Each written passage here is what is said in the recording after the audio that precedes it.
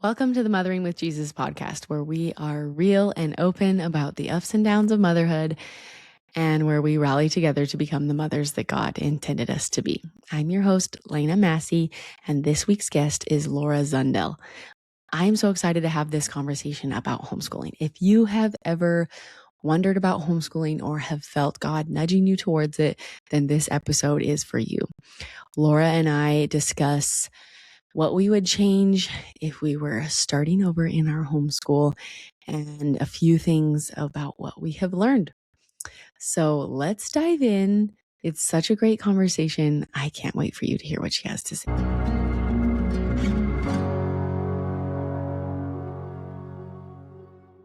Well, Laura, thank you so much for coming and being with us. We're so excited to hear from you. Yeah. I feel like we've had a hard time getting this together, like getting our schedules to line Aligning up schedules. and technical difficulties. I completely forgot about it this morning. Which has literally never happened to me. I've never just completely spaced a podcast entirely.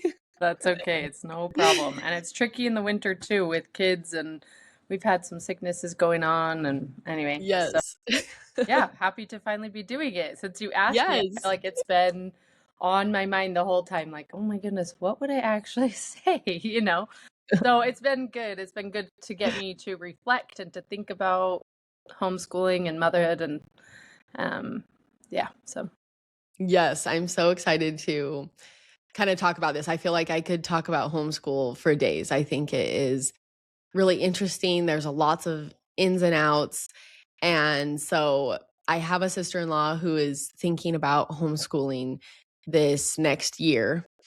Okay. And she's just been asking me some questions, and it just got me thinking about this podcast of like, I have so much that I would say to myself if I was starting over again. And so I just thought that this would be such a fun podcast to talk about. And you popped into my mind of who to do it with. So I'm so excited to hear what you have. Well, I can't wait to hear some of your insights too. Hopefully you'll share, because I'm curious now about what you would change or how you would do things differently. How many years have you been homeschooling? We've been homeschooling for 5. Okay. Ever since my oldest was in kindergarten. What about you? Did she go to kindergarten or? Nope, we just started. From the very beginning. Okay, awesome. Yeah, my story's a little bit different. So I've been homeschooling for 3 years, and my oldest is in 6th grade. So she went to kindergarten through 3rd grade, and my second went to kindergarten as well at our local elementary school, and before I pulled them out and made a change. So we did get to experience a little bit of what public school is like. Okay, I love that. That's probably helpful in some ways to just know like what you're missing out on or not. I think so. It's been helpful, but also I don't think, like, I guess if I would have known or if I would have known more about homeschooling or felt differently about it or felt the urge to do it earlier on, I don't think you're at a disadvantage for not sending them to school. Yeah. So tell us what that transition looked like for you. Were they having problems or you just felt like, wait a minute, we're supposed to do this? Yeah. So I have nothing against the public school system and against our experience. We had a great experience. My daughter loved school. Both of them, I guess. They were thrilled to go. And it was fun. It was a very common experience, I guess, that we were having. They had friends, they had good teachers, it was a pretty happy environment, all of the things. And if you would have asked me 5 or 6 years ago if I would homeschool my kids, if you would have asked me about this podcast back then, I would have thought, no, the thought has never crossed my mind, literally. Yeah. My husband was homeschooled off and on growing up, and kind of that is my closest connection to anyone who's been homeschooled. And he had a great experience as well. And, I have talked to my mother-in-law and all of her kids. But that's so cool that you've been able to get some adult perspective, someone who's already been homeschooled for a time. I got perspective from my husband as the kid, and his siblings, and then perspective from my mother-in-law and why she chose to homeschool, way back when it was really not popular and not as well supported. Didn't have a lot of positivity surrounding homeschool back then. and not Right. as much as now, at least. So, the honestly, the only way I can put it, the reason we started homeschooling is because God put it on my heart. And he did so for probably over a year. It just started out as these little promptings. Hey, you should spend more time with your kids. Hey, life isn't going the way that you want it to, Mm. just little tiny little inklings of the Spirit prompting me to change something about how we were doing our family life. And it took me so long to listen to those. And I'm kind of ashamed to admit that now. um, but once I did start to pay attention, it all made sense and it all unfolded. So once I started making decisions to change the way that we were living, it just felt so right. It felt so good. I don't feel like I have had promptings in my life that were stronger than this or I felt so connected to God guiding our lives ever before. Like, not when I was choosing college, not when I was choosing a major, or not even when I like prayed to see if I should marry my husband. Um, that kind of all of that was just like, it's up to you, you got this. Like, I never got answers. And so this experience, I feel like, has solidified my testimony, and it has solidified my knowledge that God really truly cares about the details of our lives, and that you can like pick things up and change completely, and you can pursue a different path. And that's just been so cool. Because prior to homeschooling, I owned my own business. I had a jewelry business. Well, because you bought some of my Yeah. bracelets. Yeah. Which Gems is by so fun. Laura. We loved your bracelets. My Yeah, mom used to you're buy them so all the kind. time too. They're so great. Yeah, so that was a huge focus of mine. It took up a lot of my brain power, a lot of my time. I wasn't doing it full time because I still had little kids at home, and I had a couple of employees hired. So, I was balancing and juggling this business while also trying to be a really good mom. But more often than not, I was completely burned out. I was completely spent when it came to motherhood. And I feel like my kids were getting the raw Leftovers. end of the deal. Yeah, they were getting the worst parts of me. And especially when it came to when they were growing up and going to school. Toddlers at home, they still got to see me majority of the day and be with me. But my girls, as they grew up and started going to school, they were getting the worst of me. It was wake up, hurry, get dressed, get breakfast in your mouth, pack a lunch. Like, it just was a rush morning. And often negative because they didn't want to listen or they didn't want to hurry. What kid does? Right? So They so they really were hate getting to the be worst of hurried. me in the morning, and then in the evening when they'd get home, it was about an hour before we would start dinner and family things, and so you have very, very little time to fit in anything else. They would beg to go play with friends, and they were just like, sure, you have 30 minutes or you have an hour. It just didn't feel quite right, and it felt like they were spending majority of their time with other people instead of me, and instead of my husband, and instead of their siblings. And it did create a lot of tension in our household. So not only between me and my two older daughters, but also amongst each other. And so I guess one of my biggest goals in starting homeschooling was, number one, to spend more time with them, which sounds so cliche, and it's just such a simple answer that you wanted to spend more time with your kids. It makes such a difference in Yeah. how our days go.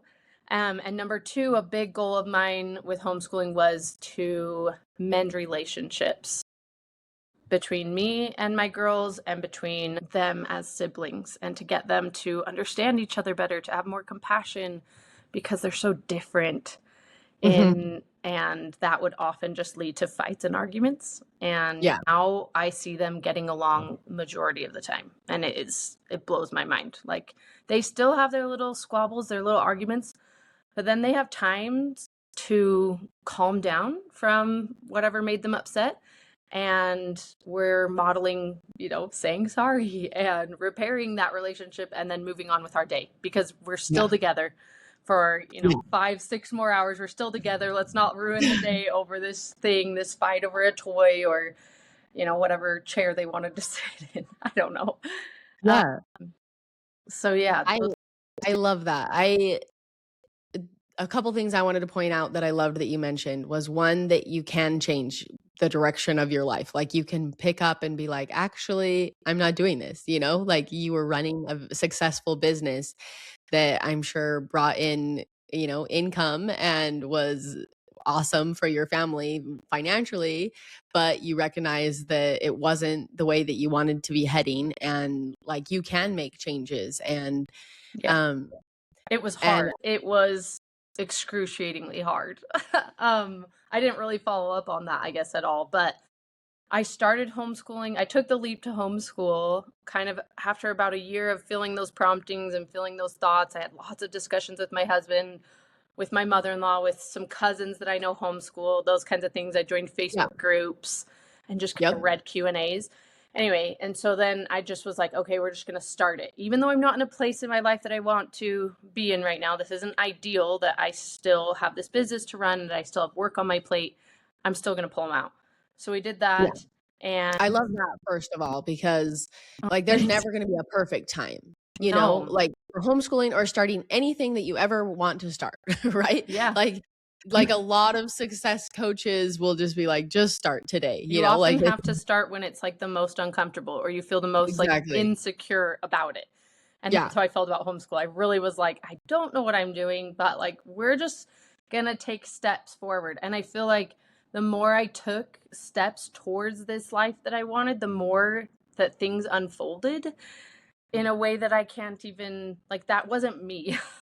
So, anyways, it just was God's hand in my life saying, confirming these choices and saying, yeah, this is good. This is good. This is where I want you to be. But it didn't happen all at once. It was literally like steps at a time that he would say, okay, now you took the step to homeschool. Awesome. Well, your work is still in the back burner and it's still really hard. It's still stressful. It's still a scary thing to you. We don't know what's going to happen with that. I Yeah. put my business up for sale and it took about 9 months. I don't know, 9 or 10 months to sell. So it was almost a full year where I had one foot in, one foot out, and I couldn't tell anybody about it either. So my Yeah. That's employees hard. didn't know, my Right. my customers didn't know. I needed to keep the business running as smoothly as possible so that I could prep it for a sale and pass it along to somebody. I didn't want it to tank, right? I didn't want anybody Yeah. to sense that my energies were going elsewhere or that Right. I wasn't 100% in my business anymore. That That's really was hard. I've so never hard. thought about how that transition or like the sale Yeah. could be so long, and you'd Yeah. have to still be like, pumped about it like day one, even though you Yeah. knew, like I you was said, you had trying one foot really out the hard to door. maintain face and to maintain energy and excitement. And it's not that I wasn't excited about my business anymore. I just was so excited about going down this other path. And Yeah. for a long time, I was really scared about selling my business because I was really scared about money. Mhm. I was like holding tightly to the fact that we lived off of two incomes and Yeah. we used up all of that money every month. So I probably had 100 conversations with my husband about, well, how do I not work? How do we Yeah. make this work? I don't know. Looking around me, I don't know many families that don't have a working mom as well as a dad, Yeah. right? Two Yep. incomes of some sort. The mom may not be working full time, but she's pulling in some kind of income. And so that scared me to death. Mhm. And anyway, like long story short, we found a buyer and she was local to Utah as well, which was another blessing. She That's was able awesome. to drive, to my home and be trained.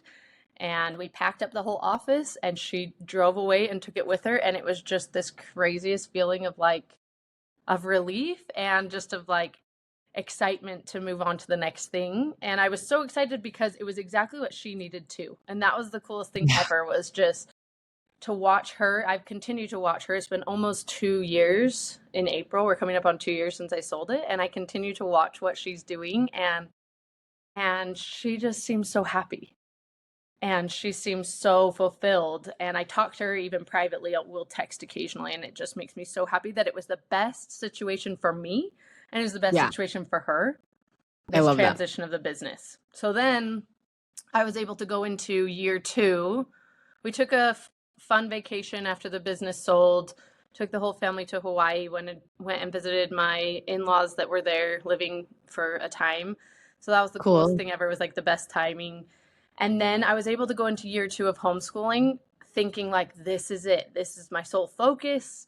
How do I want to make this, exciting and fun and go all in with my efforts on my kids. So that was really, really cool. I love that. That is really good. And I'm sure that will give our audience like a lot of hope for those who are making that really hard transition and decision of, what do I do about my work or something else that you are spending your time doing, like that's a big decision. I love how you said that it was the right decision for your family and you could feel that as you move forward, and also that it was the right decision for your buyer. And I think we always have to keep that in mind, that like the Lord is working in our life and he's working in everyone's life. And, if you are selling a business, that it's going to be just what the other person needs as well. That it's still called Gems by Laura, right? It is. Yep. I think maybe eventually she'll rebrand it, but I know we had some conversations about that, and I totally gave her permission to keep the name. I'm like, sorry, I named it after myself, Yeah. whoops. You're like, That was dang kind it. of a mistake. Just in hindsight, right? Yeah, Obviously, of when I course. was building the business, I never imagined I would sell it. So, Yeah, one of those things.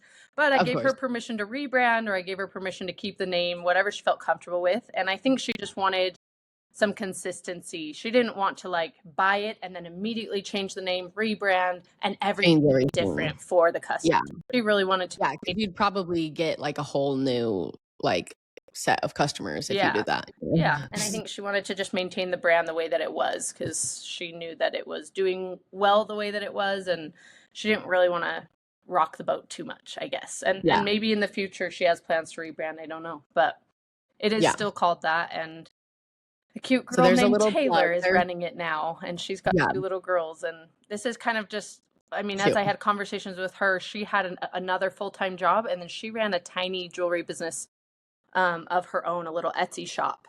And it was her dream to be able to quit her full-time job to just run a business. And I think Gems by Laura has allowed her to do that, and faster than she ever thought possible. And anyways, so that's just been really exciting to watch. I love that. Yeah, that's so awesome. So there's a little plug for Taylor and Gems by Laura. They're so cute and such good quality. They do like a lot of matching mom and baby bracelets, right? Yeah, little earrings, that kind of stuff. Necklaces, bracelets. I think that's the majority. Yeah, so cute. Okay, I love that. So then another thing I loved that you said was that the Lord had kind of been prompting you all along with these little inklings of like, hey, like here's an idea. Like you had said, he put it on your heart. Yeah. And I love how graceful Heavenly Father is, because frequently he does warm us up to an idea like that. It's not just like, hey, guess what? I need you to sell your business like right now. And I need you to start homeschooling. Like he's going to just like not completely uproot you. Slowly he will. But like, well, I in that needed moment, it to be he was slow, letting me like warm up to this idea. Yeah. Which I think is just so kind of him. I agree. Yeah. I needed it to be slow, because I don't know if I could be like just one of those people that just, I guess maybe if I had more history of following promptings and maybe going forward in my life, I will be able to recognize that and act quicker, I hope. That would be a really cool, goal to have for myself, to stay sensitive to the Spirit and to act quicker than this one took me. But yeah, I do think we all need a little bit of like warming up. We need several promptings, and it wasn't just like my own thoughts. There was also things I was seeing on social media. I started to see more of homeschool stuff. There were conversations I was having in real life that just I don't know. They just kept being like, I kept being like, did that just happen? You know, like, do they know what I've been thinking? Do they know what's going on in my life? Just Yeah. lots of little things that just kept confirming, okay, yeah, we need to take this path. And anyway, so yes, I love that. I'm grateful for a patient and compassionate Heavenly Father. Yeah. And also, like, he knew that it was going to take you that long to warm up to the idea, you know, like, he's not like he was surprised by the time frame. And so I just think it's so neat how he pulls everything together in perfect timing, and he starts to soften our hearts and give us these ideas, you know, well before it actually like needs to happen, you Yeah. know. And then on the other hand, like, I know actually for me in my life, a lot of things have been like, no, this is happening and it's happening right now, and you will do this now. Yeah. And sometimes you have to And go and that's do how things I work. unwillingly, Because, right? You have yeah, to well, that's also just how I work. Then, like, right now I'm dealing with a different prompting that I've had that is taking slower and longer. And that's harder for me to wrap my brain around because I'm like, well, you said this was going to happen. Like, I thought this was happening, you know, yeah, and you were that's ready not and happening it's in my time frame. Right. So now I'm learning the other end of that, which is like the patience. So, yeah, like, for sure. okay, yeah, this will happen, but it's going to happen in his time. So it's just cool how he teaches us and molds us in all the ways. Yeah, I have some friends that are dealing with that same thing. We go walking once a week and we have so many conversations about how she's like, we are trying so hard to follow the promptings of these blessings or these prayers that we've had or these, Yeah. and it's not unfolding and we don't understand. So Yeah. it's hard to be on that end of things where you have to be patient. Probably harder. It's harder to do that side of things. Yeah. Yeah. So interesting. So then you started homeschooling, and tell us a little bit about what that has looked like for you. You've been Okay. you've been in it for 2 years. Yeah, this is our third And year. So we're almost done with the third year, I guess, or halfway through. okay. Yeah. Okay, nice. Yeah. Yeah. So I don't know, walk us through kind of where you started Okay. Yeah. and what it looked like. So every year has actually looked pretty different. That's one thing Okay, I love love about that. homeschool. I love that you Yes. can make changes pretty easily if things aren't working well for you.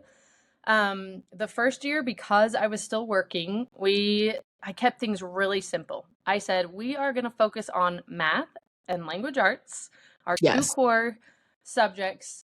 I bought curriculum books from The Good and the Beautiful because I've heard so many great things about them.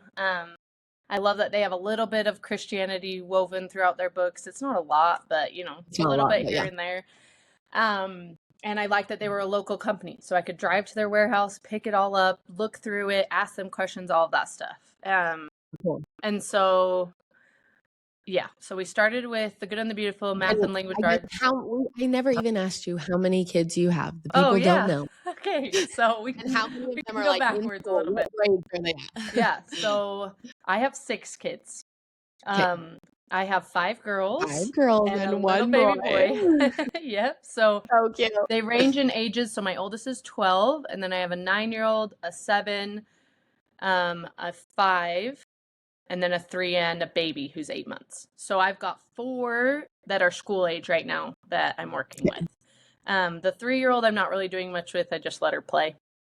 Yeah. I don't do too much with like preschool age stuff. I just kind of she Me. needs playtime and she gets to see plenty of what we're doing and gets to interact with her sisters, doing school anyways.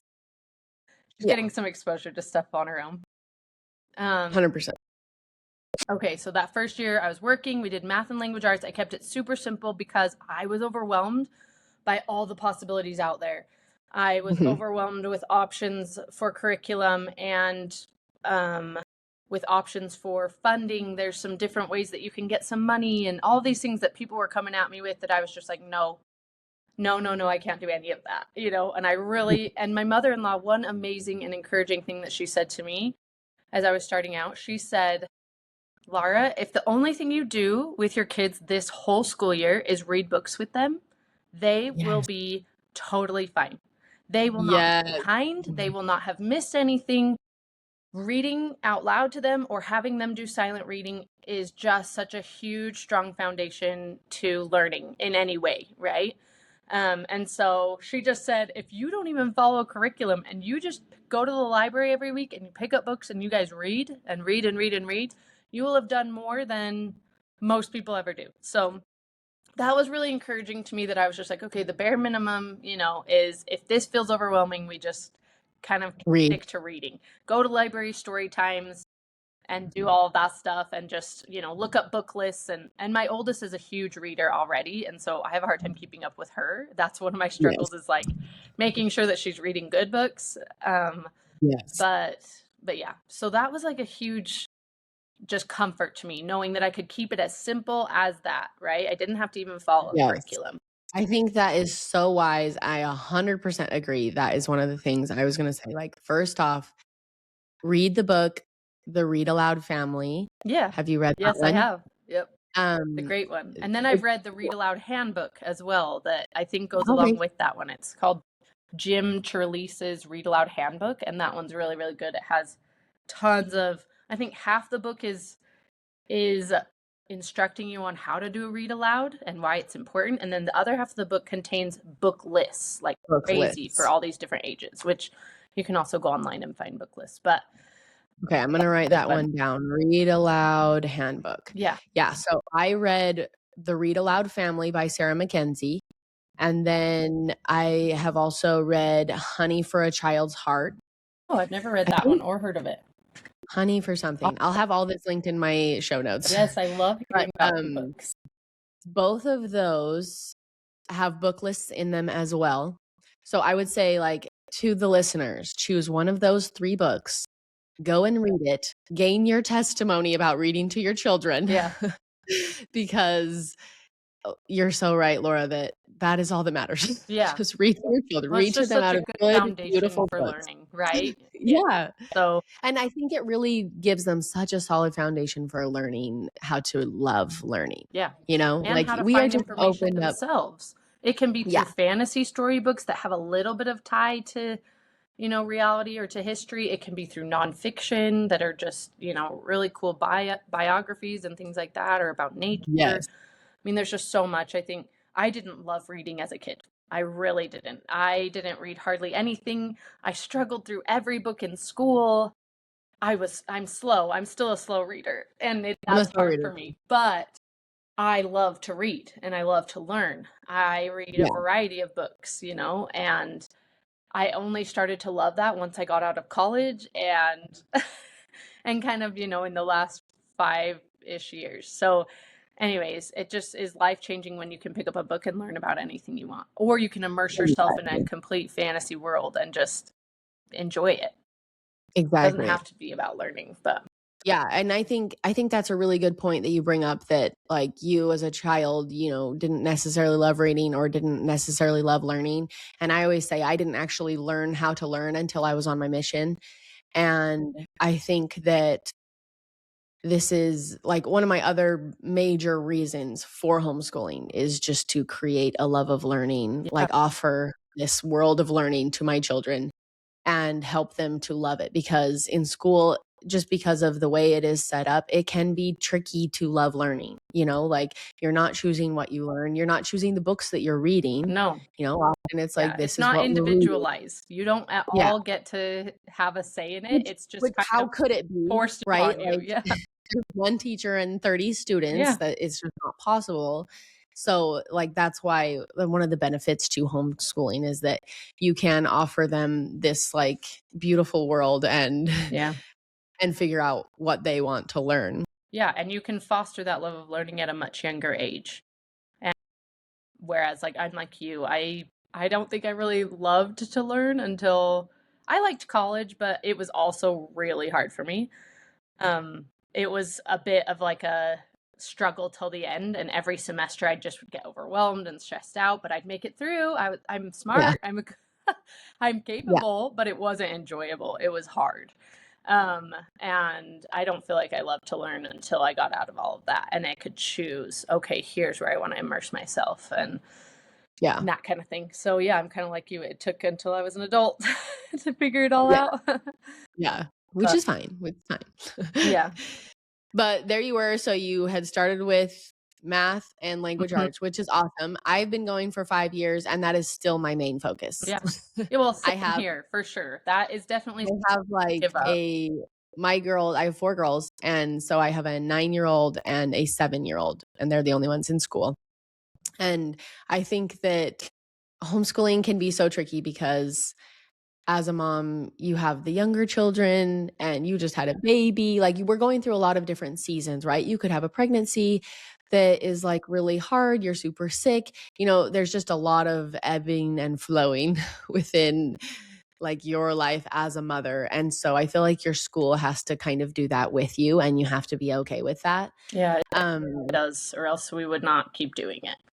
Because yeah, there are so many exactly. days where I'm just like, this feels impossible, and then my husband will be like, look at what you're already doing. You're already doing so much. Like, just give yourself some grace. And I'm like, okay, yeah, okay, we're doing good. We're fine, but Yeah. I have lots of moments where it's kind of like feels overwhelming, or it feels like we're not doing enough, or Yeah. I don't know, that nothing's really soaking in, but I think it really is. It's just little by little by little by little. And so that consistency is what matters the most. It's not necessarily it's not the big milestones, I would say, it's the day by Yeah. day, just making sure that you're getting into it every day in some way, shape, or form. It could be lots of different ways. Yeah. I love that. Yeah, that Agreed. first year we just kept it very, very simple. I said no to everything else. I said no to funding. I said no to charter schools options that were out there. I said no to any groups. I just Mhm. I can't. I gotta stay focused on Love my it. work. I gotta focus on these girls. And the math and language arts, we did it 3 times a week. So it was very minimal. And the rest of the time was just focused on being together. It was focused on healing those relationships. It was focused on playing a ton, Yep. sleeping So much more, play. eating better. We have changed Yes. so many of our family habits over the last few years. Like, I wish I could have a peek back into what life was like, because I know I've forgotten some things, but the way that we eat, our sleeping habits, our reading habits, our socializing, the way we move our bodies, all of those things for even me and my husband have changed completely over the last few years, and we're all healthier, happier, more stable, more just we're doing better. That's the Yeah. only way to put it. I love that. That's beautiful. Yeah. And I just think a lot of those are tied to me being in the home with that as my sole focus, nourishing my family, teaching my family, being with my kids, those kinds of things, and not having meals go on the back burner because I didn't have time, or because I have a stressful photo shoot, or because, this and that, Yeah. whatever. Yeah. The second year, I did things a little bit differently. I had heard about this local charter school that was very homeschool friendly and that offered a day and a half of school to homeschool kids. And so I looked into that and I thought this would be such a great balance between having my kids home all the time and giving them a little bit of a school experience, a little bit of a community outside of our home. And so we continued to do math and language arts at home. And then I sent them to that charter school for a day and a half a week. And the full day that they were gone was basically like a regular school day. They had a consistent teacher and a consistent class. So they got to know some friends, which was really fun. And then the half day, well, and most of the things they focused on in their school was like STEAM work. So they were doing science, they were doing tech, they were doing art. They did bits and pieces of math and language arts, but really we as the parents were supposed to be doing that at home. And we were Uh-huh. checking that off with the teachers and kind of showing them that we were doing it. There were some Yeah. requirements that we kind of had to be beholden to in order to be enrolled in that school. And we had to Yeah. show them that we were following their requirements. And that's the same with any sort of funding for Yeah, anyone who true. is, considering this. Like, there are different funding in Utah. You have the Utah Fits All Scholarship, you have Harmony, you Open have Ed. Open Ed, Yeah. My Tech High. Yeah. Open Ed and My Tech High are the same thing. They just changed Okay. their name. Okay. So, yeah. Yes, that is true, because you're basically enrolled in a charter school online. Yeah, like they get your child's money. Yep. and pass it along to you, or some of it, yeah, at least. some of it, a very small portion. They get way more than they pass on to us. Yeah, but it is a blessing. So that's what we're doing this year. We actually enrolled in Open Ed this year, and that has been a huge blessing. But anyways, we did a charter school last year. I loved that. Their half day was dedicated purely to like adventures. And to learning new skills. So they took them paddle boarding and snowshoeing and rock climbing, and they did baking classes, they did origami, they did, I don't know, just loads of different things on that little half day. And so that was really fun to expose my girls to lots of different things like that. They had a little farm and a garden on site at the charter school. And so my kids got to interact with some animals, and they got to help plant and harvest in their garden. And the school would sell the things that they would harvest. They had quail eggs, and they had microgreens, and they had, you know, lots of other vegetables and things like that. And so they got to be a part of that. I wish that they would have done more of that. That was one thing that was slightly disappointing to me. I thought they were going to be interacting with the farm and the garden a lot more. That's kind of how they made it sound, but it happened very rarely. So anyways, that was a little bit disappointing, because I was like, what a cool way for my kids to be immersed in animals and being taught how to grow food, you know, that I'm not able to do that at home at the time. So so that was really cool. And then this year I decided not to re-enroll them in the charter school, because I kept hearing more and more friends talking about funding and what they were able to do to bless their families' lives with this funding. And I just thought, well, I would probably be kind of stupid not to do this. Like, you know, I get $2,000 per kid. Think about how much that could bless my family's life. I'm not working. And so $8,000 in income, basically, you know, that we can spend, we can use for our internet bills. We can use for lots of things that we would normally just pay for as a family. Obviously, a lot of it is going towards books and other things like that. But we used it for a lot of our Christmas gifts. We gave them Lego sets and lots of things that could be purchased with these school funds, lots of craft supplies, you know, little science kit experiments, things like that. So that's been really awesome. So we have been a part of Open Ed this year, and the requirements to be part of that, I don't know if you're aware. Have you participated in that? I haven't done that one. I've done Utah Fits All and Harmony. Okay. Well, I think Open Ed and Harmony are pretty similar, but you basically just have to get on and do a little weekly log. It's like 3 to 5 sentences, and I make my girls write it themselves so that they're accountable to doing it. And not all of them can type, so usually they'll just tell me out loud, well, this week in math I learned this, and in language arts I learned this, and in science we did this, whatever. And also this year kind of at halfway through last year, I stumbled upon this co-op group at a park, and they were doing watercolor painting out at the park. And me and my girls just kind of looked at them for like 30 minutes, like, what is happening right now? This is the coolest thing. Like, how do we join that? But also I was like, I'm never going to ask. I felt so intimidated, you know, but we were doing our lessons on our little picnic bench while kind of watching them and just like, wow, this is so cool. And I noticed that they were split up into different groups. So they kind of had an older kid group and babies on the playground. And then they had a middle-sized group doing watercolor. And then they would rotate. And I was just watching this all go down and was just like, this is awesome. This is so organized. The moms are there involved, all these things. So I did get to talking with those moms, and they were like, hey, we just had a family move. Like, if you want to come and join, like, feel free to join us next week. We're having a Halloween party. Please come. And if it feels like a good fit, then we'd love to have you on board. But like, there's no cost to join, but you do have to be involved as the mom. This isn't a drop-off situation. You are helping to plan lessons. You're providing supplies. You're involved in teaching or to caring for the little ones while others teach or whatever it is. And so we have been going with that group for about 1.5 years now and loving it. They are such a good core group of moms. I feel like they have been a huge support to me in the last 1.5 years, answering lots of questions that I have, confirming things that I'm doing that are like, they're like, oh yeah, same here, right? Like just having people that can relate to you is so, so helpful and awesome. And then my kids have these groups of friends now from this co-op group. It's about 10 families. And so some don't show up every week because due to sickness or due to traveling or whatever, but it's a big enough group that we can function whether one or two families are missing at a time. Yeah. And it's so, so fun. We've done subjects like cooking. We've learned all about bees, and then we've done tons of like cool field trips. We've done a whole unit on the U.S. states and history and geography. So that was really, really cool. That took us all of fall this last year. And we learned so much, learned songs. We do the Pledge of Allegiance every time we get together. Like, there's just so many fun things about it. We get to do holiday parties. And I love that my kids are still kind of getting those social aspects that they would get in school, but I get to be involved as well, and I get to help choose what we're doing. And my littles get to be involved where they normally would just be at home.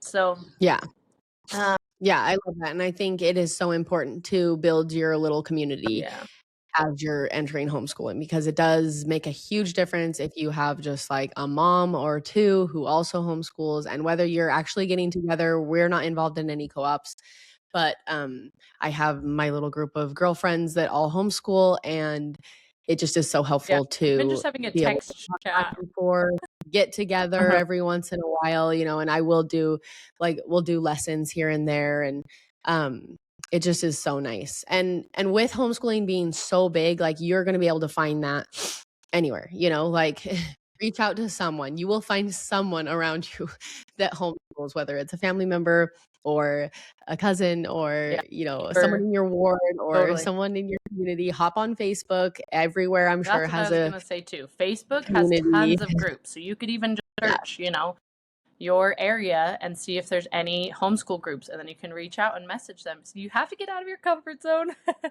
little scary, but I think in the end it's so worth it to have community.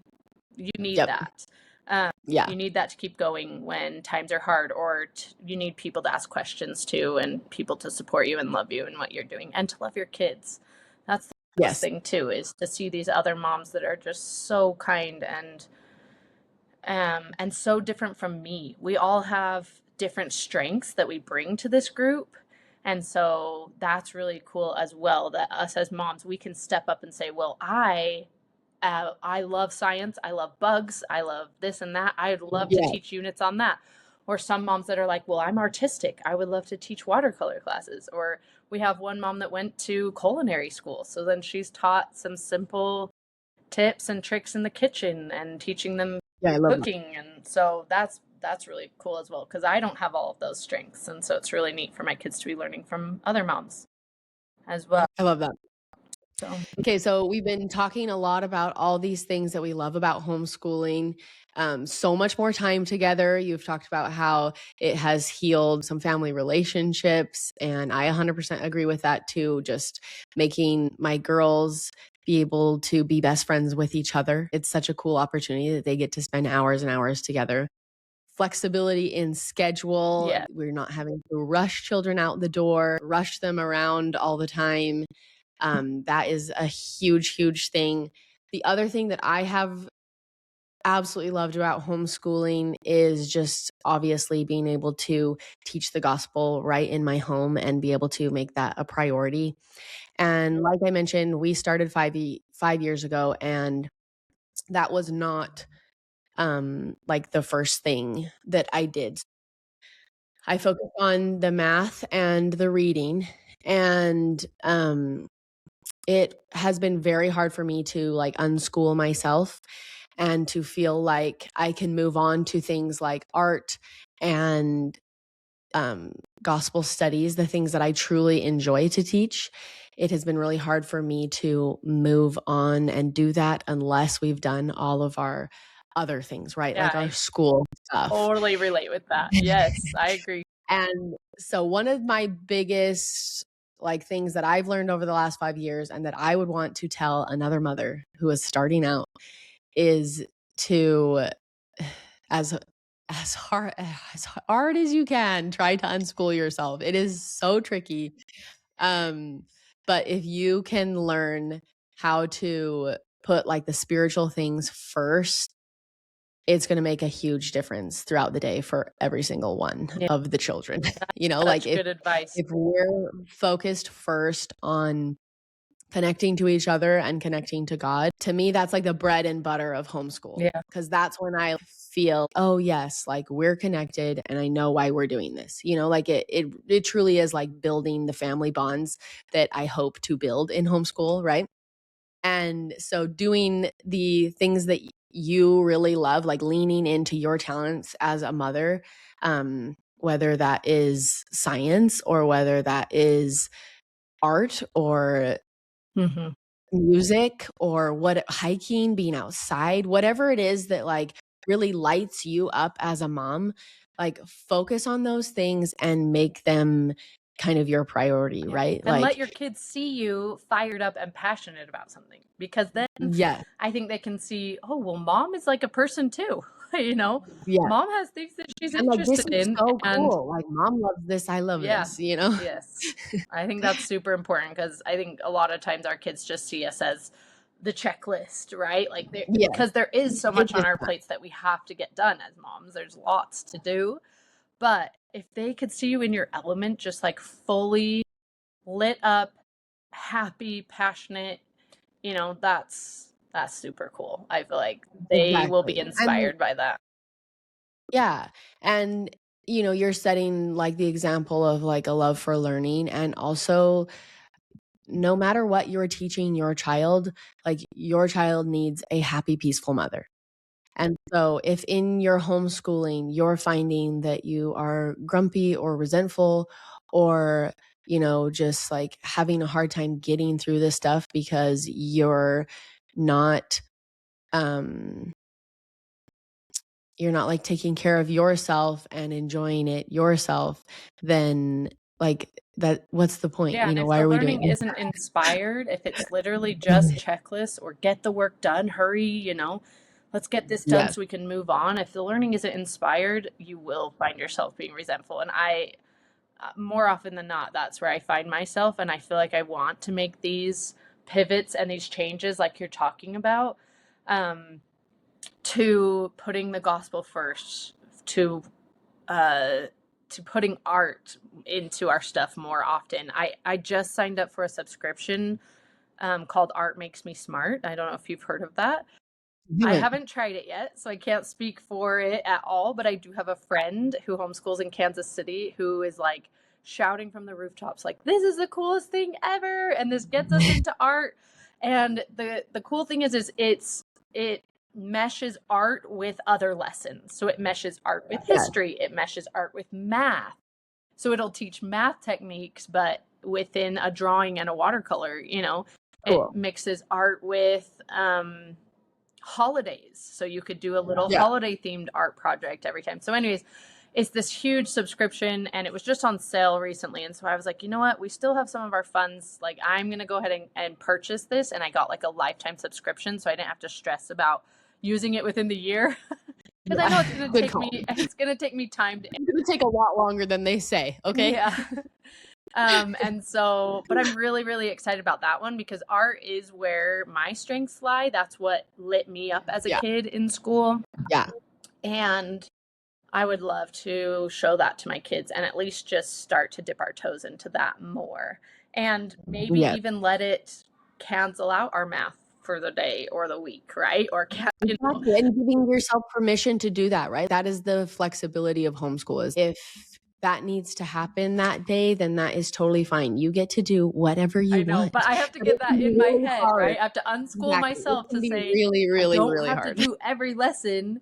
My kids don't have to do every lesson, as long as we are enjoying ourselves. We're together. We're learning. We're still making progress, even if we skip a lesson here or there, or we don't finish the entire curriculum book. Those are things that are deeply rooted in me that I have got to shake off, and I've got to say, no, this is okay. I would love to hear a little bit about how you're incorporating the gospel in your guys' study. What are you doing with your kids? Yes, very simple. We do the come follow me. not think what that was called. We just do Come Follow Me, and I just pull up one of the little sections and work on one of the little sections every day. Or sometimes I know that like we need a lesson on peacemaking, or we need, a lesson on how we're children of God and like inspiring their potential to become amazing people. And it's nothing fancy. Like we literally just sit down. I call it our sunshine time. And we just sit down, we sing a primary song, say a prayer, have a little lesson. We also are working on watching all of the conference talks between last conference and this one coming up. Awesome. I love it. So we watch 1 or 2 of those a week and discuss it and then say a prayer. And are you doing that like first thing in the morning, or you do that at night to wind down, or you do a little bit of both? What are you doing? We do it. So I have like my morning stuff that I try to accomplish, and my girls have their morning like little list of just getting ready for the day, putting away their laundry, emptying the dishwasher, right? So first thing in the morning, everybody's just kind of doing their own thing, getting everything done. Yeah. And then I am definitely like a type B personality, like go with the flow, and the flow is crazy and all over the place because I'm a little bit jumbled. No, but I like sometimes, like this morning, for example, my girls were doing their morning 5, but they really wanted to get their math done. So they were working on their math. One of them came in to my husband while he was working, and they got their math done with him. The other one can basically do it on herself, all by herself. So she finished hers up. And so we haven't done sunshine time yet this morning, but that will be the next thing. So I try to make it like, one of the few things like that are coming first in the morning. Not always sometimes it's 3:00 in the afternoon, or I don't know. That's something I struggle with too. I guess I would say I'm not a type A then either, because I'm like, I have struggled with like making the consistency of making our days look exactly the same. It just feels impossible, and why hold myself to an impossible standard? But to say that scriptures is a priority, or that Come Follow Me or those conference talks are a priority, and you're getting them done every day, that's really awesome. I do sometimes feel like when I am trying something new that I do have to like habit stack in some way. I don't know if you've heard that term from Atomic. Yeah, like during breakfast, it works so good. While we're eating breakfast, we're going to always like tack on some kind of scripture study, or while we're eating dinner, because that's a consistent time that we're kind of always together and we try not to rush through. And so, that is a good idea. I am excited to implement more of that. So thank you for inspiring me. But that's always been on my mind, but it's so trickier to do. It's easier to say, trickier to do. And I just want to try and do more of it and have it be less structured and less perfect, right? If we're feeling a conference talk that day, great. If we're feeling Come Follow Me, great. If we just need a song and a prayer, awesome. But prayer. Yes, living on a prayer. Thank you.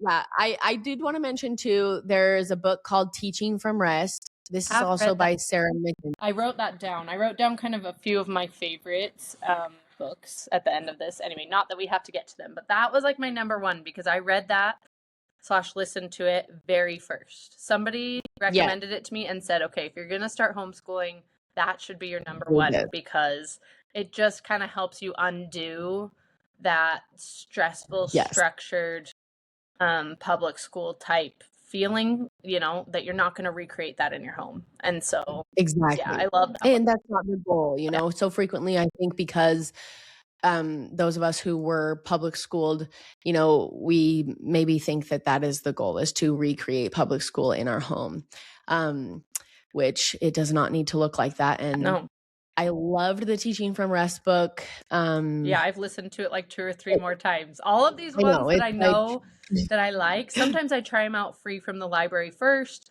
and then I'm like, okay, I know I like this one. I'm spending my Audible credit on this, or I'm going to buy this book physically so I can mark it up. I can mark it. But there have been several that throughout the last 3 years, they've been on repeat. I've been like, okay, I feel myself frazzled, or I feel myself a little bit stressed, or kind of disconnected, or not remembering my why for homeschooling. And so I will turn on one of those books and it just reconnects me. It grounds me and it's like, okay, just keep going, or, tweak this one thing and then keep going. And so, Yes. yeah, I love that about. Yes. The last time that I was reading this through, this was when I felt God being like, okay, sunshine time has to be a priority. Like teaching the children about me has to be priority, 100%. Like I don't care about the math and the reading. Right. Yeah. I don't care about anything else. This has to be priority. That's pretty powerful.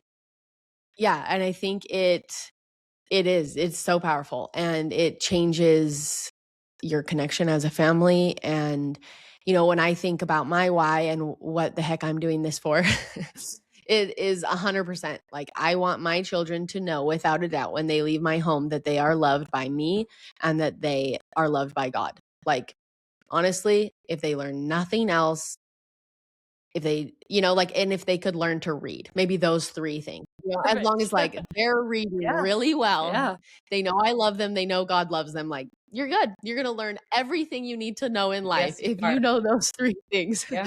So then you have to sit back and think, okay, well, what am I doing every day to help them with those three things? That's so good. And making those a priority rather than the math, and getting through this curriculum and thinking, no, we have to do every page on this problem before we have finished math for today. Like that's part of the unschooling that I wish I could have done sooner. And even now, like I wish that wasn't like this drum beating in the back of my head. I wish I could let that go more in the process. I agree with you totally, 100%. There's got to be a reason why that drum beats in the back of our head, because we know that consistency matters and repetition matters in learning. Yeah. Right? And so knowing that you're exposing your kids to the math or to the reading or to the science or whatever it is, kind of over and over again, gently, that's the only way they're going to learn. Is they're going to be like, whoa, I've heard this before. I know this, you know, right? But I love what you're saying. Like, so there's a reason for that. You should not totally ignore that as a mom, right? But yes.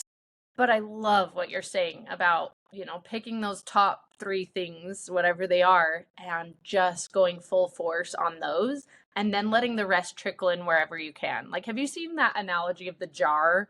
I'm sure you have, like in gospel classes, right? That if you fill it up with sand or the dirt first, then like the ping pong balls don't fit or the rocks don't fit, right? However they're doing it. There's lots of different ways. But if you start with the ping pong balls, the priorities, God, the family, learning to read, learning how to recognize the spirit, whatever, building self-esteem, all those things, then you can let the dirt go in. And then there's also room for water. There's also room for all of this extra stuff before your jar is completely full. I don't know why that analogy just came to my head, that I've seen that, several times before, but just if you're trying to do things backwards and you're not prioritizing what's truly, truly important, it won't all fit in your life. But if you start with the basics, you start with the most important, somehow God makes the rest fit. And it doesn't always make sense. Like I said, financially, it hasn't made sense that I quit my job, but somehow we're still doing great. And, those kinds of things that, I have talks with my husband all the time. How do we have money in our bank account? This is crazy. Or like, I don't know. And we're trying to be good stewards of our money. Obviously, that's why it's still there. That's why we can afford things every month. But it just still, there are so many moments where it doesn't add up. And it's not just with money. There are moments in motherhood where I'm like, how did I get so blessed to be able to nurture 6 little people? That's the coolest. And, just lots of really cool things that don't make sense unless you point them to God. And then you're like, oh, okay, I see. This is why it makes sense, is because God's making it happen. So, yeah. I love that. I love that you brought up that analogy. It reminds me of Well-Educated Heart. I don't know if you've heard of. I've heard of it. Her. Yeah, I don't really know a ton about it. I've heard of it. So essentially it is a lady up north. I can't remember her name. But essentially her kind of thinking with homeschooling is that you're teaching to the heart with beautiful art and music and literature, and you're keeping their heart soft. I would add like God into that. And she does believe in God too. Like, so like you're teaching them with all these beautiful things that the world has to offer.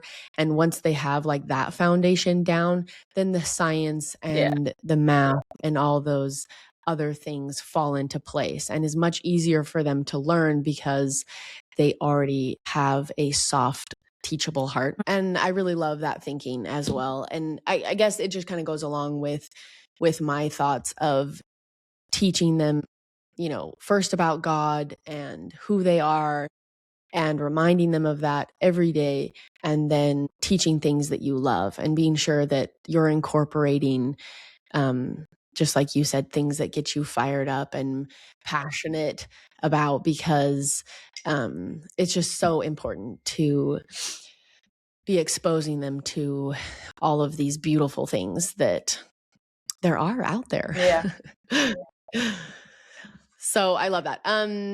Okay, we're going to try to wrap this up quickly, but I do want to know some things that you find hard about homeschooling, right? We've been talking all about all these wonderful things, and there is so much good to it. I think there are tons of families turning to homeschooling because they're recognizing all of these things that we've talked about. And it's serving their family in so many beautiful ways. But that doesn't mean that it is super easy. You know, like you need a community, you need mothers to connect to, because there are going to be hard times. There's going to be things. Yeah. I think one of the most challenging things about it is feeling like I always have to be on my A game. And I'm not. Like, you know, so often as women, we're going through this cycle of energy and of productivity and of moods and all of these things. But my kids are counting on me to lead the way. They're counting on me to wake up energized and happy and engaged and excited to be with them every day. So that's a challenge for me, because I think sometimes when I'm not, I beat myself up a little bit. And kind of some things that I jotted down about that I, you know, as I was thinking about it, was just that this is a double-edged sword.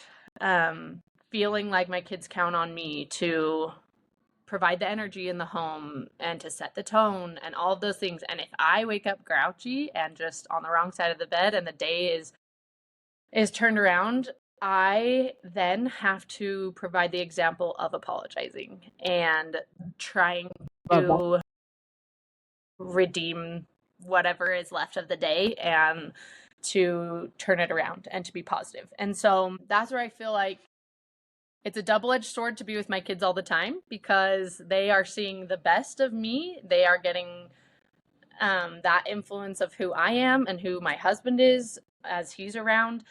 But then they are also seeing my flaws. They're also seeing a grumpy mom sometimes. But I try my very, very best. One of my biggest goals in motherhood is to apologize to my kids and to model that for them, because I want them to know that I'm not perfect. I want them to know that even I make mistakes, that this is my first time going through life, right? I'm not going to do everything perfectly, but that I can say sorry and we can try again. And so, so I guess it answers your question, but it also doesn't, in a way, right? So the most challenging thing is being with my kids all the time. But one of the biggest blessings is being with my kids all the time. I always say that too. Best thing about homeschool is I get them all the time. Worst thing about homeschool is that I get them all the time. And so I think if I can keep myself centered in knowing and recognizing when I've made a mistake, when I've spoken too harshly, when I've ripped them away from a game that they were so immersed in order to do lessons, of course it's going to be a struggle, and of course it's going to be a fight. And I need to apologize, and I need to let them know that I care about them and what they care about, and that I will try and be more respectful, more kind, more patient. And so I love that. And I felt like our biggest connecting moments with my girls is when I'm apologizing to them, you know, and they're so quick to forgive. They are. It's shocking to me every time. I don't know why I think that they're going to hold a grudge, but they don't. Even my older daughter, who, when I sometimes get angry, she shuts down and she gets very closed off, very guarded, very sad. She'll often withdraw, go to her room, or, you know, more quiet place and she just doesn't want to participate in things anymore. And I'll usually let that stew for just a minute because I'm angry or she's angry or whatever. Right? I let it let everything cool off. But then I go and I talk to her and I apologize. And even she is quick to forgive. And I think she appreciates it a lot when I come and have a talk with her afterwards and say sorry. It's unbelievable. And she no longer holds a grudge or cares about it at all. So. Yeah. You know, like they have moved on. It's so cute. I love that so much. I put one thing that I feel is hard about homeschooling is that all of my work is at home. My homeschooling is at home, and you know, my laundry is at home, my cleaning is at home. Obviously meals are, you know, I'm cooking at home most of the time, and then I don't work, but I do this podcast and this is from home, and my editing is all at home. It is all at home, sometimes which is a beautiful thing. Out. No. Yeah, well, it's just hard to kind of prioritize correctly, like do things in the day that like in the order that I want them to be done, as in I'm putting my sunshine time first. Well, I mean, before even the sunshine time with the kids, I'm putting my own like scripture study and exercise and walk for myself. And then everything else, because you wake up and if you're anything like me, you know, you walk into the kitchen and usually my kitchen looks nice, but you know, like there might be things that I need to put away, or then like I go to the laundry room to grab like my socks to go for my walk. And then I'm like, oh, I should just quick and move along the laundry. Right. And you're moving that along and then you're folding laundry and then you're like, oh, wait a minute. Now someone's awake and they need me. And now my walk is going to get pushed back, you know, like it's easy this big, distracted. Like if you give a mouse a cookie. Scenario, because it's all right here, and it's not like I am just like, okay, and now I'm going to work from 9 to 11 and I'm going to clean the house, you know, from only this time to this time. Like it's all jumbled together. And so I would say for me and my personality, one of my biggest struggles is just kind of creating systems and things that run smoothly. And like you said earlier, it's hard to make every day look the same. And I think that my like organized self really wants every day to look the same, but that's just not realistic. It would be helpful, but it's important. Yeah. So I don't know. Maybe I just need to like let that go. But that is definitely one of the things. Systems has helped our home because our kids are home all the time. There's lots of dishes. There's lots of food being made. There's lots of toys being played with. There's lots of messes. Every day there's lots because we're all home. Every day. And I think creating systems has saved me. So years ago when I was running my business, I was burning the candle at both ends because I was being a mom all day long, getting a sitter, working for the afternoon, coming back, doing dinner, bedtime, then going back downstairs and working until the wee hours of the morning. So bless you. It was hard. It was hard. That's so hard. The only way to get things done, right? And to still show that my family is a priority because they were. But I was often going to bed with a dirty kitchen. I wasn't asking my kids to help me much. Even I think probably because they were at young ages as well. I didn't have anybody who was capable of helping me with the chores that I needed help with, I guess.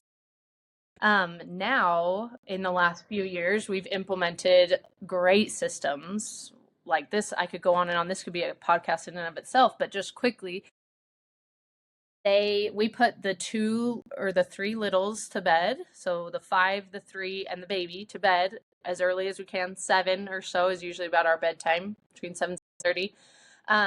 And then the 3 older kids come downstairs and they help me clean up the house. Brilliant. So they all have like a job assignment. One does counters, one does floors, one does dishes. And it's hard. It's hard work. And they complain. But if we're all doing it at the same time, and I'm helping out wherever is needed, and my husband's helping out wherever is needed, we all get it done, and we get it done pretty quickly. And then there's time for reading, or there's time for a show together. So sometimes we'll sit down and watch a show together. Oftentimes that's like The Chosen, or they love to watch like Great British Baking Show with us, or something kind of fun like that. Or it's reading, or whatever, there's something else going on in the evening. But they stay up for about an hour or so later than the littles, and they help with a chore, and then they get some kind of fun thing, either we're reading aloud or we're watching a show, and we're connecting again as kind of that older group. We get to do things that we can't do with the littles. And so that's really, really fun. But those systems of putting our house to bed clean, that did not happen for so many years of my motherhood. But in the last 3 years, it has made the biggest difference in how we do things, because then we can wake up calm. We can wake up to a clean house and ready for the day. So that's just one of the systems that we've implemented that have just helped our home run so much more smoothly.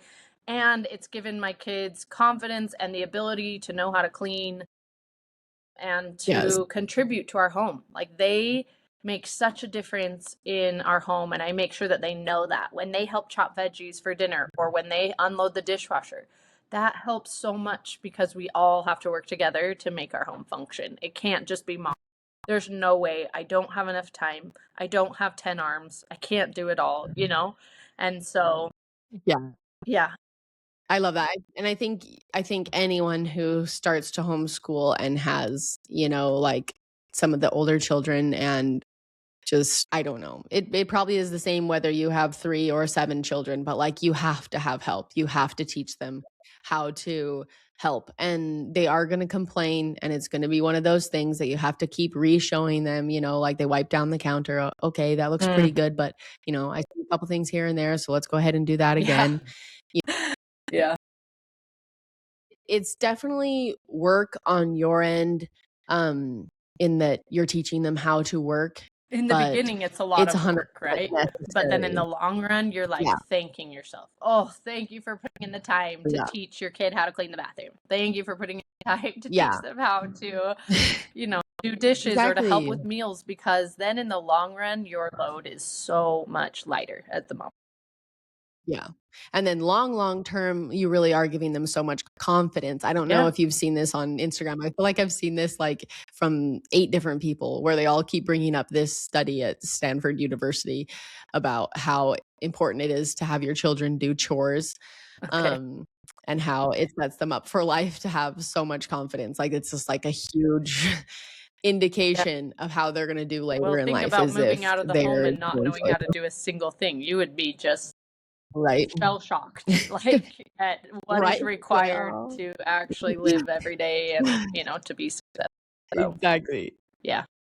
Exactly. So I think that's so wise, and I 100% agree. I think that setting up systems and having your children help. Okay, so we'll wrap this up with a few little points of advice. Tell us what you would tell to yourself starting over, or someone out there who is starting to homeschool. Okay, sounds good. I'm sure there's lots of things, like, advice on how to do things better.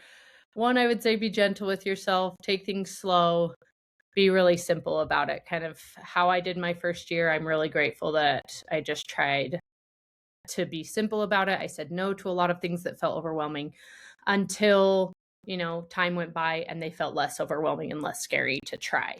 So be really, really simple. Another thing I would say to advise you is to find a community. So kind of as we were talking before about either finding an in-person co-op that you can join, or finding other homeschool moms in your area, or even if it's an online group that you can just bounce ideas off of and get support and love from. I would say you really, really need a community in homeschooling, and that it really helps to boost your spirits when you're feeling low, or when times are hard, or when you have questions. Another piece of advice would be to focus on your why. We've talked about that a little bit today, but really hone in on why you're homeschooling, and then write those things down. Write yourself like a little mission statement. Write it in bullet point form. Write it however you want, in a journal, on a poster board, wherever. But I just think it's really important to know why you're doing this and to not lose sight of that. And your why may change and it may evolve over time, but I just think during the discouraging days or weeks, if you have your why written down, you won't throw in the towel. You will persevere. You will continue. You may need to take a break and a rest and a breather, and maybe your kids need that as well. I think it's really important to take breaks. But knowing the reason why you're doing this is so important, right? It's going to keep you grounded. It's going to keep you grinding. Even though we Yes. don't want homeschool to be a grind, it sometimes Yeah. is. Yeah. It's And like, it's just like life where there are some things you just have to do and it's not going to be yeah. the greatest. Yeah. And then I wrote down a few books. So we've already talked about a couple of the books that I've read that have helped me in my homeschooling journey.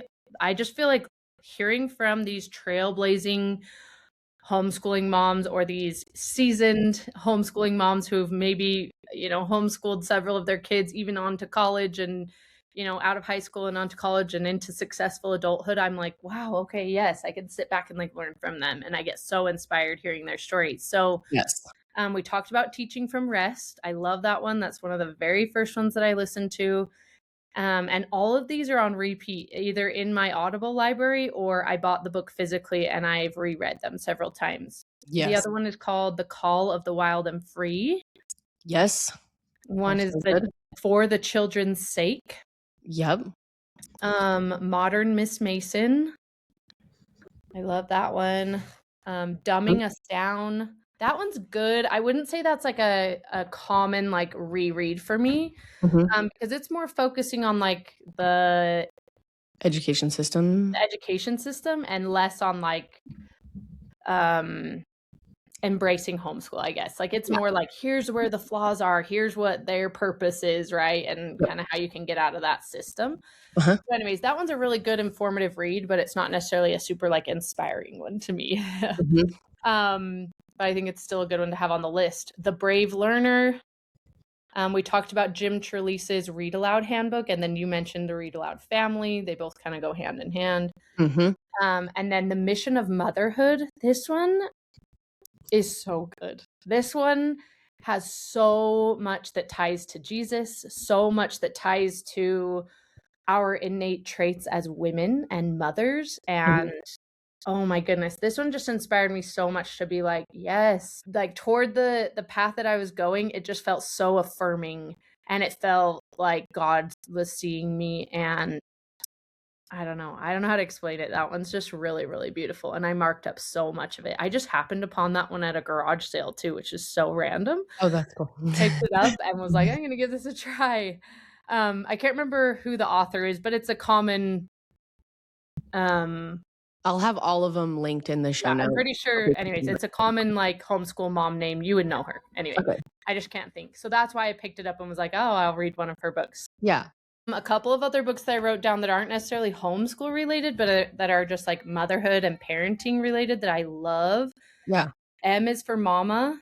And also The Heart is Not the Same Thing as Bad. Those are both by the same author. Yeah, those really are so good. The Ruthless Elimination of Hurry. I love that. Simplicity Parenting, Present Over Perfect, and then How to Talk So Little Kids Will Listen. Those are just kind of like, I don't know, the tops on my list. Sorry, that's like a huge list of favorites. No, that's amazing. That'll keep us busy for a long time. Such good books. If you're looking for inspiration to be a better mom or to even like dip your toes into homeschool, a lot of those will give you some great insights and just really, really good stories and experience from these other moms.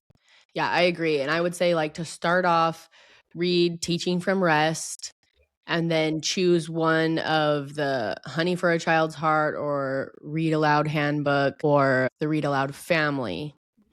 One of those three. And then that'll be such a good place to just start and kind of get yourself in the right mindset for homeschooling. Yeah, and kind of once you get that ball rolling, it's like really fun to pick up these other books and kind of learn about a lot of these like dip into different homeschool philosophies, which I haven't gotten super into, I guess. It's fun to learn about them, but I don't know that I identify or like narrow myself into like one category. But I think it's really cool to just see how these philosophies came about and what's important to the people that founded them. And kind of why they are the way that they are. You can learn bits and pieces, take different parts from each one and kind of have a create your own. conglomerate homeschool. Yeah. Exactly. And that is one of the reasons I absolutely love homeschool, is that I have the freedom to create what is going to serve my family and what is going to be right for us. And I can just kind of take God's hand and do it with him. Love that. Love the books. The book recommendations are so good. And I loved all your other little list of advice that you said. And to add to that, I would say, like I talked about earlier, just making homeschool your own. Yeah. Lean into your strengths and your likes so that you feel happy and peaceful. Mhm. And then it doesn't need to look like public school. That's not the goal. You don't have to sit down and do it for 8 hours a day. Like, you're not going to be behind. That's crazy. I agree. If, but I think that some of us falsely go into homeschooling thinking like we're behind because we're not spending 8 hours. Maybe I'm only spending 2 hours, but also like that's the beauty of homeschool. You're getting concentrated 2 hours one-on-one time with your kid, Exactly. not like anything they're getting in public school. So exactly. Really, really neat. Yes. And then and then just prioritizing God too. Yes. Yeah. And just making him first, doing your studies with him. And then the last thing I would say is just making sure to give yourself permission to set up the schedule as you want. Like, we're talking about creating this homeschool, this beautiful environment that is working for you and your family. And it's going to be totally different for each family. That's the cool part. Like, I have all these people in my life who are homeschooling. I have 2 sisters who homeschool. I have in-laws who homeschool. I have tons of friends here in St. George who homeschool. And like, we're all doing it very differently because we're all dealing with different children and have different talents. And so it's so cool to be able to see kind of which direction everyone is going to take it. And just like you said, giving yourself permission to take breaks when you need breaks and take breaks when kids needs breaks. Like, we took off all of December and we just did like reading Christmas books and some little like arts and crafts ideas that went along with it. It's called, it's by Sarah Mackenzie, who does the Read Aloud family. She has Read Aloud Revival. It's this whole subscription you can do. And she does Christmas school. And it's so simple. And it was just what we needed during December. Like, it was the perfect thing. So like, give yourself permission to actually take breaks. Yes, I love that. And I love that you can take a whole season to study, one topic, like something as important as Christmas to your family, Yeah, exactly. Or, you obviously just had a baby, and being able to just be like, I am not doing school for 3 months while I'm in my postpartum, like, I'm putting this on the side. Whatever you want to do, or whatever that postpartum period looks like, I don't know. There's just, you could take off a whole year and your kids would be just fine. Yeah, it's really helpful. It helps provide so much peace and just keep your sanity. That's what's most important is having good relationships. Like you said, prioritizing the things that you love so that you're a happy, peaceful, calm mom. Yeah. Love it. Well, thank you for sharing your story. I'm so glad that God led me to homeschool and he led you to homeschool, and that it is blessing our families. I truly think it is hard and wonderful. I love just that title of that book. You said that like hard is not the same thing as yes. And for any mom who like has maybe done homeschool in the past and didn't work out, or maybe you're just starting and it's feeling so hard, like, that doesn't mean it's wrong. Often when we're doing the right thing, like, we're feeling opposition and we're feeling the struggle. And I think that it's such a beautiful thing. And I think it's interesting how God is leading so many families to homeschooling. I think that the connection that we can create is really beautiful. Yeah, I agree. It is really cool to watch this unfold and to see how everybody's doing it for a different reason and everybody's homeschooling really differently, like you said. That just shows you that God's in the details and that he cares about every little family and how we're different and the needs that we have, all the kids that have different needs as well. Exactly. Yep. I love it. Love it. Thank you so much for taking your time and sharing with us and taking time away from your cute babies to chat. Yeah, appreciate it.